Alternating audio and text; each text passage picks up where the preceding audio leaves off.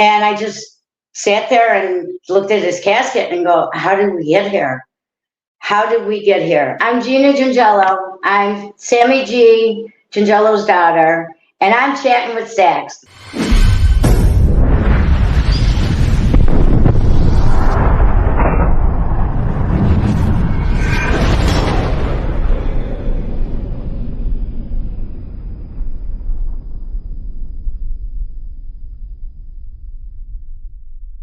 Welcome to this episode of Chatting with Stax. I'm your host, Bill Stax, and today I got Gina Gingello. If anyone's watching, which shame on him. And the bomb was under there at the time. It's not been determined if it was under there at the time or if they placed it under when they were at Eddie's Chop House on Main Street, because it was done with a remote control and Celestino was in the trunk. It could have been placed in the parking lot when they were in the last bar that they went to. You said his bodyguard, Tropy. Torpy and Taylor. Torpy, yeah. So I read about him quite a bit. Yeah.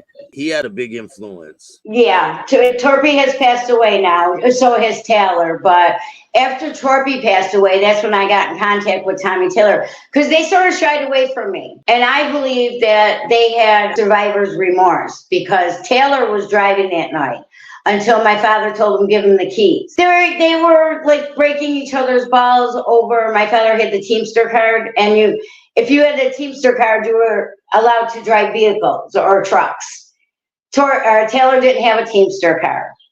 So he gave my father the keys, and I screamed and yelled at him, and I said, you weren't doing your job. He goes, no, you don't understand. When your father said something, you listened to him. They both survived. They both survived, yes. Where were they sitting in the car? Do you know? Taylor was in the front seat and about to shut his door, and he blew out halfway. That's when he told me that he reached over to ask my father how, and he said that his hand was just in a pool of blood. Torpy was in the back seat and blew out the back window because the door was almost shut. The back passenger door. Were they both hurt really bad? They were hurt. They came at the end of the funeral. Of course, it was a 3-day funeral at that time. They came like at 9:00 at night at the end, and they paid their condolences to me, but they did not want to talk to me. And they came when everybody was mainly gone, when there was just a handful of people to pay their respects. Torpy, I believe, came in a wheelchair. And I think Taylor had one crutch. Can you walk me through when you hear the news that your father was blown up? Well, there was a phone call. It was my aunt, and she wanted to speak to my mother. What time of day was this? This was in the morning. It was early in the morning. And so I went and got my mother up, and my mother started crying. And I go, what's wrong? What's wrong? And she goes, I know she was in shock, but she looked at me and she goes, your father's dead. He was blown up in his car. And I was just like, he was supposed to come that day and play catch with me in the street. So I don't remember getting washed up or getting dressed, but I went outside and I was throwing the ball against the stoop, looking back and forth, going, no, he's going to come. He's going to come.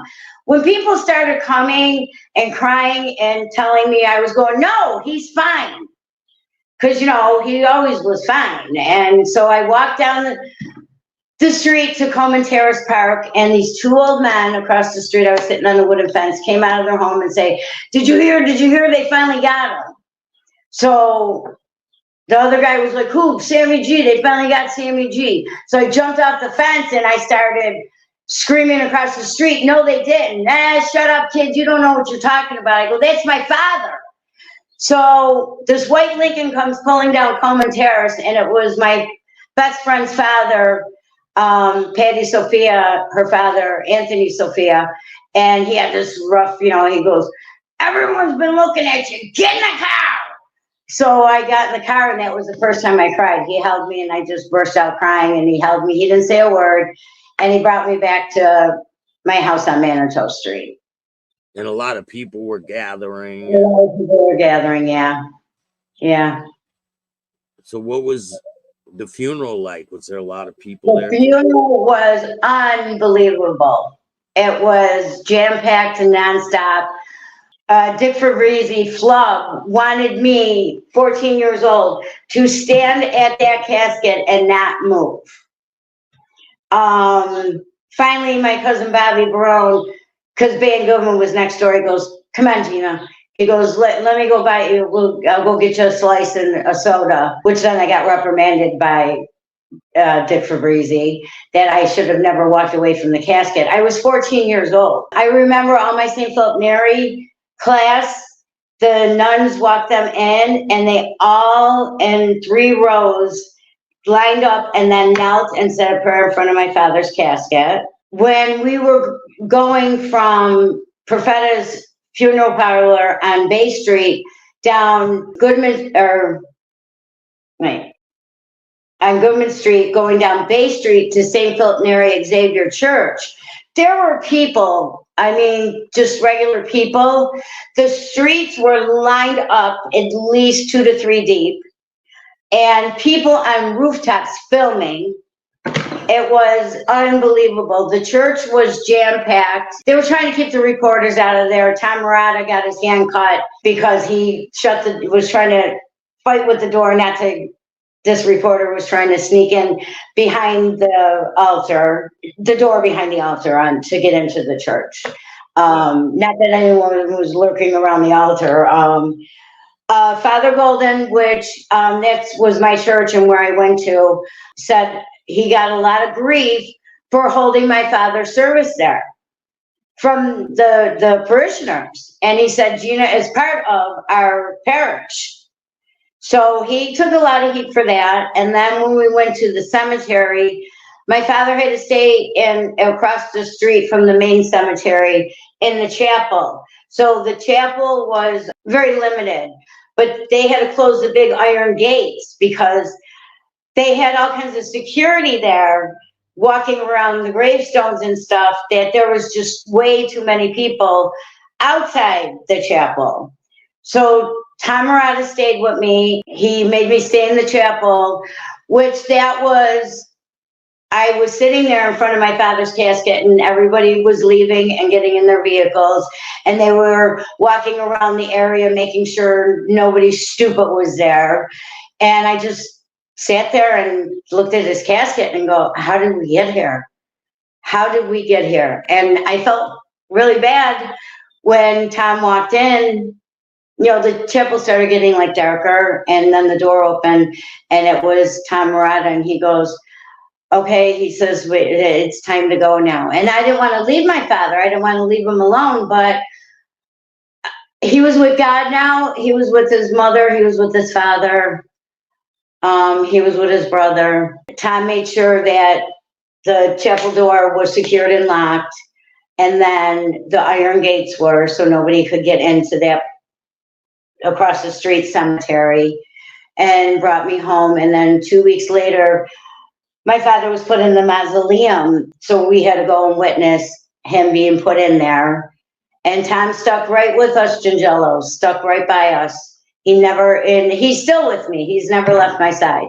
Even when he was in prison, he would call me. He sent me flowers when my first son was born, Angelo, and called me from prison. And was your family on high alert? Like, were they worried that something was going to happen to you guys? They were, but we had Tom. They're called bouncers. John Ferrigno, which he has passed on now, Flap. That would, there was people that would drive by the house and check in, but they try to make my life as normal as possible. Yeah. And then other incidents, I don't know, the payback started occurring. So then the high alert came down, because then the B team knew that they were put on notice that you did this. Now, then Tom DiDio was gunned down at the motel. And so a retribution happened because of your father's death. Yes. Yes. Was it happening all the time? Bunch of different things? Well, like I said, they were put on notice then that they weren't just gonna do that, and the other people were just gonna back away. So, and they went against, they went against the code. They went against, and it was Tom DiDio. He would bring my mother $50 a week. And then it dropped down to 25 a week. And I remember my mother, and I go, what just happened? She goes, I gave him the $25 back. I told him, you need it more than I do. Don't ever come back to my house. Because they were supposed to be taking care of us. Yeah. And they did for a minute and then didn't. And my father didn't do that when Dick Marino went to prison. He went over, he gave Dick's wife money. He even got down on his hands and knees, and his little daughter, Susie, he'd give her horseback rides around the living room, and then he'd go in the kitchen. I don't know how much money he gave Diane, but it was a stack of money, and he'd go, is that enough? It would be on days that he would pick me up, he'd take me over there, and I wasn't jealous or anything. I don't know how or why. I understood what he was doing. He was taking care of Dick's family. So after he gives your mom the money and she gives it back, how long until he gets killed? My father was still in prison when she did that. So it was after he got killed. How long after your father was killed? After my father was murdered, then he got killed. Do you know it was a few months. Oh, so it's pretty quick. Yeah, it wasn't that long that he got taken out. To Dominic Sonny Celestino, which Tom Murata, my cousin Tony Gingello, were highly upset with me. He was working at the convention center. He realized I was scoping him out the third day. I used to work at the convention center, so nobody questioned why I was there. So I let him lead the way to the back hallway, but I knew the camera was in the corner. So I stood against the doors. I just kept on telling him, show me the finger. He goes, what finger? I go, the finger that altered my life. Show me the finger. And he goes, I don't know what you're talking about. I go, it was either you or Frank Fraschetto. Show me the finger. So now I thought he was trying to intimidate me because he kept on getting closer and closer to my face. So I just stood there with my hands in my pockets, and I said, do you have children? He goes, yes. I go, do you enjoy your children? Yes. Well, you took that from me. You altered my life. You changed my life. I go, do you have grandchildren? Yes. Do they climb up on your lap? He goes, yes. I go, well, you took that from my children. Show me and I kept on in between going, show me the finger. Finally, he grabbed his head and he goes, it wasn't me. It wasn't supposed to happen that way.